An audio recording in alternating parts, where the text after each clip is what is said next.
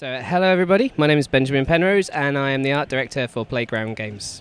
As I was saying before, the response has been overwhelming. It's been really great. You spend a long time developing a game and you are, knuckled down into that world, and you don't come out of it for 2 years.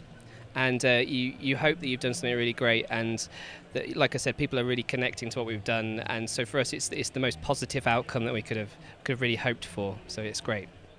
Actually, when we finished the first game, one of the things we did was we kind of deconstructed what we'd made last time, and we discussed what it was we thought we'd really nailed, and the things that were the core of Horizon, and we called them our emotional cores.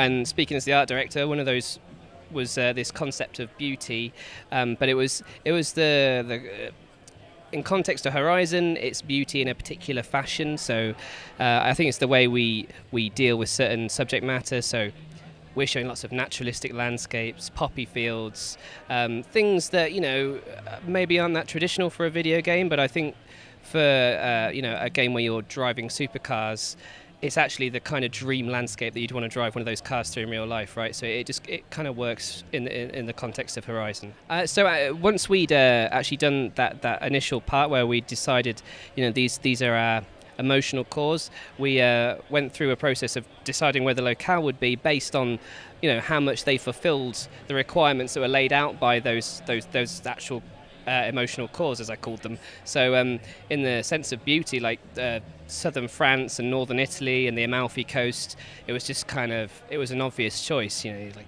glittering waters, like the poppy fields, like I mentioned. It just it hit all of the check boxes that we were looking for, really. So the newest mechanic, I guess, is probably the weather. So it's been a big thing for us. It was something we knew we really wanted to get right for the game. We knew that we had to do it in a way that was authentic, and it fitted in with the whole Forza ethos. And for me, it's been probably the coolest new addition to the game. Completely changes up the way the handling works. It completely transforms the world in terms of the visuals. So it's been a really cool feature to get in.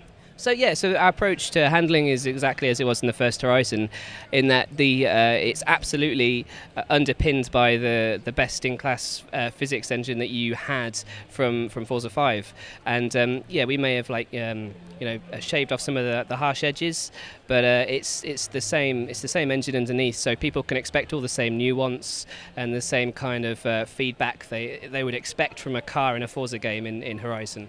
The response to Horizon 1 was really positive, and it was great for us because it was something brand new. And I guess Forza Horizon 2, we knew we wanted to improve on certain things, but I guess there is always that tricky second album type element to it, and we knew we owed it to the fans to try and get this stuff right, and hopefully they really get into what we've produced. Again, a shift to the new platform just kind of opens up a huge amount of artistic possibilities that we couldn't have done before. We can realise the world in a much higher level of fidelity than we could have before.